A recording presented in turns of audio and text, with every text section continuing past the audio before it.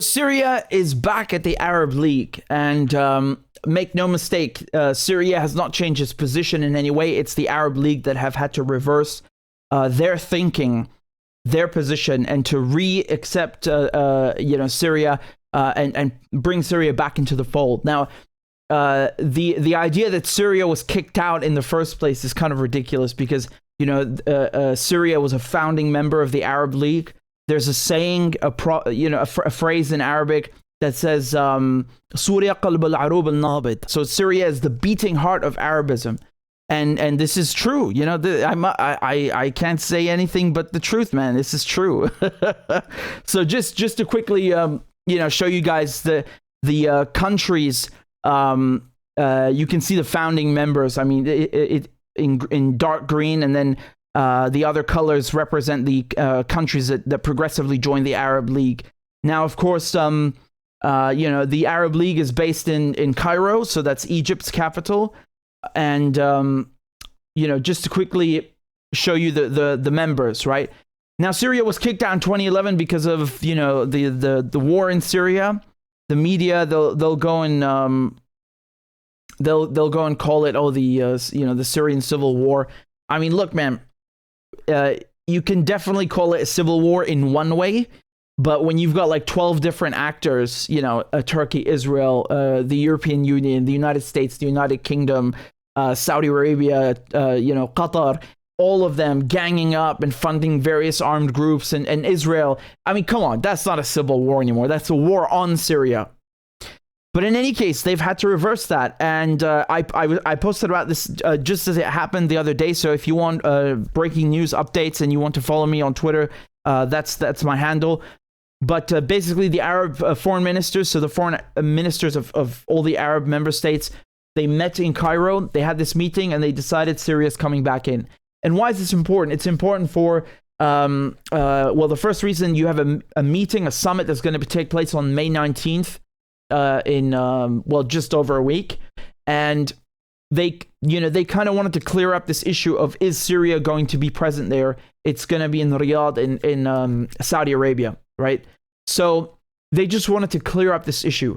Now, most notably amongst the absent countries at this meeting in Cairo, you had Qatar, which did not come. Qatar did not come to this meeting here, and they've done this because, well, to put it quite frankly, they are very, very much against the rapprochement with Syria. You're seeing now a lot of Arab countries that are, they're undergoing a rapprochement with Syria. They're kind of, there's a warming of relations between them. You've had, the Syrian foreign minister visiting Saudi Arabia, then visiting Egypt, and now Saudi Arabia and Egypt and all these countries. They're accepting Syria again and Syria's government. But Qatar is against that. It makes sense because Qatar was one of the countries that was funding a lot of armed groups, terrorist groups in Syria to overthrow the Syrian government. But so was Saudi Arabia, So they've just gone their separate ways, Saudi Arabia and Qatar. I mean, we can talk about the ramifications and the reasons why, Qatar leans more towards the Ikhwan al-Muslimin, so the Muslim Brotherhood. Saudi Arabia is more Wahhabi, but it's not only because of this. They just have different foreign policies right now, and Qatar would still like to see a change of government in Syria. I mean, it's I find this kind of funny because Qatar was kind of carved out by the British, like a lot of countries in the Middle East, except when I say this, carved out by the British, I mean, it never really was a country, but please, don't, I hope no one hates me because I'm saying that. My point here is that Qatar only gained independence in 1971, so it wasn't even a country when the Arab League was created, and now they're like, throwing the toys out of the pram and kicking and and I don't know. It's kind of funny. It's kind of funny.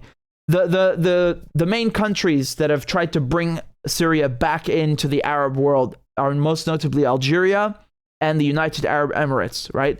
And it's very significant. It's very, very significant. There are so many things happening, and I'm always reporting on them. on Twitter and on here on the channel. But just to give you an idea, like things are picking up at such a pace that even I can't even keep up. Right? 1 second there's this foreign minister in Syria, and then the Syrian foreign minister is over there.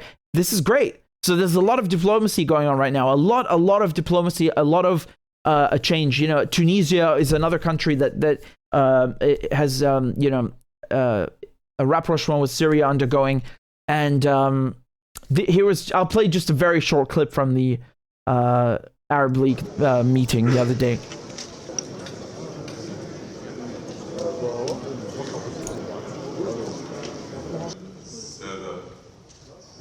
So basically they had a closed door meeting and voted on this. مراحل الأزمة السورية إنه لا حل عسكريا لها وأنه لا غالب ولا مغلوب في هذا الصراع. ومن ثم فإننا على اقتناع تام بأن السبيل الوحيد للتسوية هو الحل السياسي بملكية سورية خالصة دون إملاءات خارجية. Right. I mean that's it's very well said. I mean, pretty much everyone came after, Assad. So, and he's still here. So, I mean, you got fair play to him. If you got the United States and Israel and Turkey and Qatar and Saudi Arabia and all these countries trying to get rid of you, and you're still there, wow, that's quite a military feat. Now, of course, you had Syria had a lot of help from Russia and Iran and Hezbollah.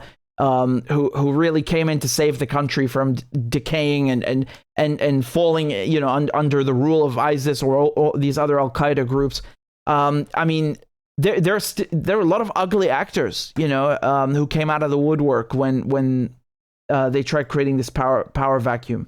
One thing I also want to say is that basically this is very bad for Israel, and it's very bad for the United States because, Israel. Of course, wants to keep Syria in chaos. They're bombing Syria every 2 weeks or whatever it is. They destroyed a bunch of ports. Latakia port on the Mediterranean Sea is an example. They went and bombed the international airports, the civilian airports in Halab, in Aleppo, and in Dimashq, in Damascus, in the capital. So the two main airports, they destroyed the runways. And we covered this again. And there's been a lot of effort to destroy the infrastructure inside Syria and just keep everything, in a situation of utter chaos and turmoil. They tried to divide Syria and that didn't work. They tried to isolate Syria and that didn't work. Another method that the Americans use to isolate Syria are sanctions. They're not working. There's a big question now about who is going to rebuild Syria. So I expect you'll see a lot of investment from Saudi Arabia, from the UAE, from China, and they're going to come in and of course it's an opportunity for them, but it just shows you, regardless, it shows you that the American strategy to isolate Syria with sanctions from Trump and from Biden is not working. It's definitely hurting the country. It is hurting the country. Make no mistake about that. But in the long term, it's not going to put off other countries from interacting with Syria. On the contrary, you are seeing the exact opposite of everything that Israel and America have been trying to implement. To destroy Syria, to replace the government, to effectively coup the government, and to keep Syria isolated. None of this is working.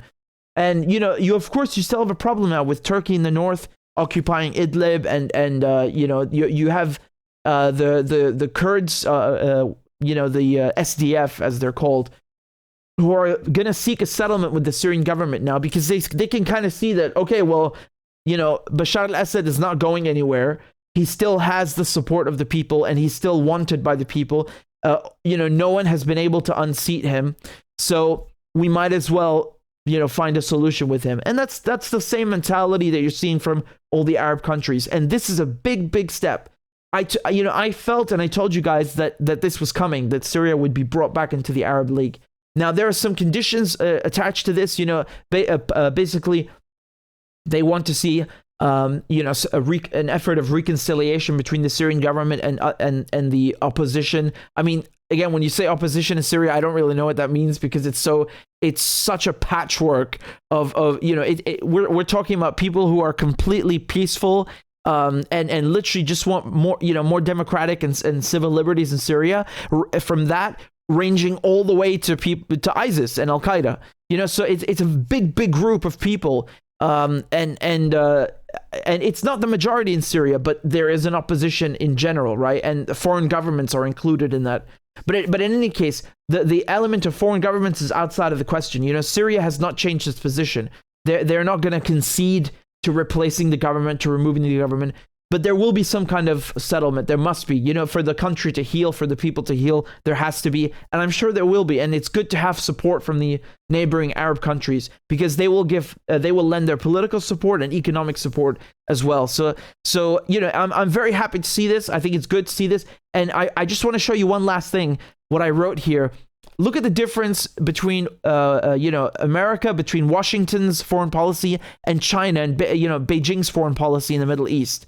Look at how different the strategy is, right? So, China, they didn't send in troops. They didn't go and build illegal military bases and air bases and impose themselves. What they did is they really just went and mediated between the Iranians and the Saudis.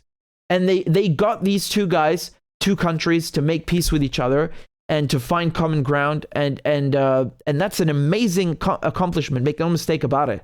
It's this is kind of, it was already happening where countries were warming towards Syria, but the fact that the Chinese, and with their diplomacy, thawing relations between Iran and Saudi Arabia, this rapprochement, that has unlocked a new political reality where you can see Syria, being brought back into the Arab League, making peace with Saudi Arabia, etc., etc. So this is in part thanks to China and China's foreign policy. There's no question about it.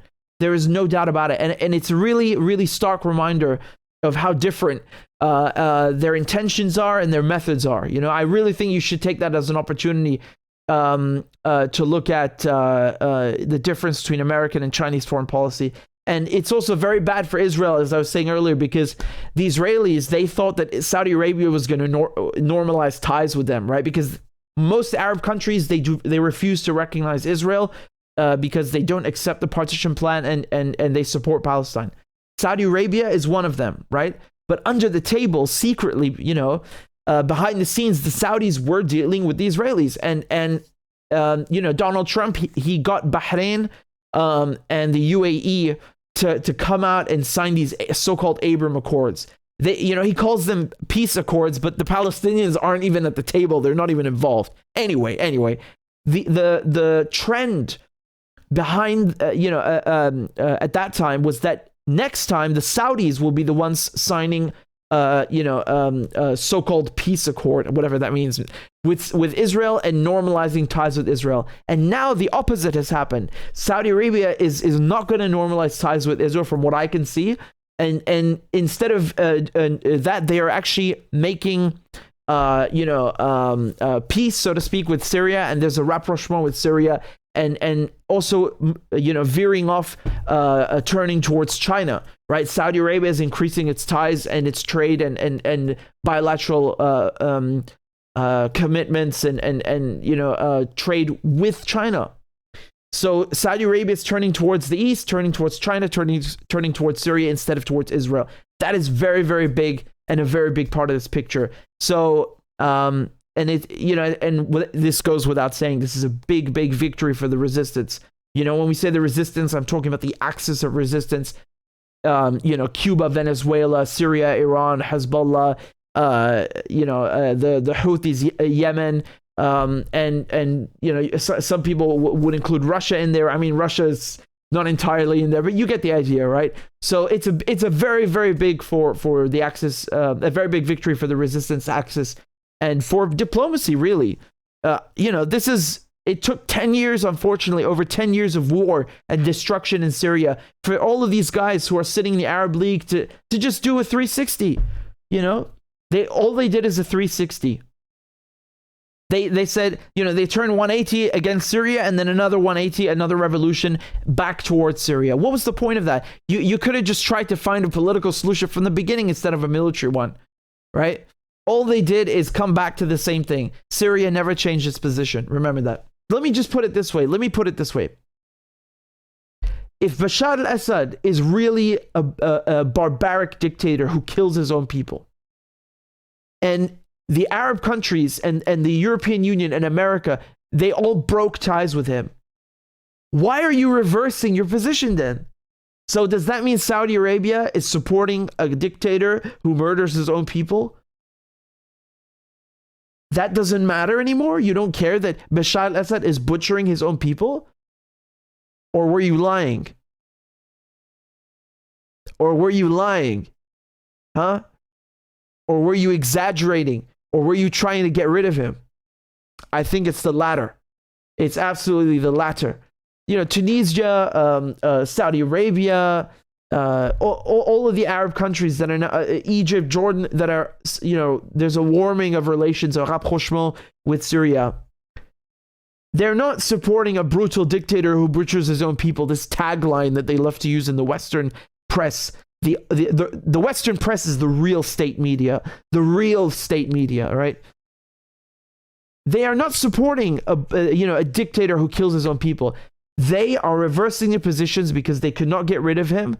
They failed, and now, you know, they're basically tucking their tails between their legs and doing a complete 360, and it's back. And it's a shame because it's sad to see Arab countries in disaccord, right? It's sad to see them separated. That's what the Israelis want. That's what the Europeans want. They want to see the Arab world divided. And they literally came and divided it, literally, the French and the British in 1916. Look how they stuck Israel in the middle. They did that. That is a fact. They carved out these modern borders. And I don't even know why the Arab countries keep them, why the African countries keep them. Why do we keep these imperialist borders? We shouldn't even do that.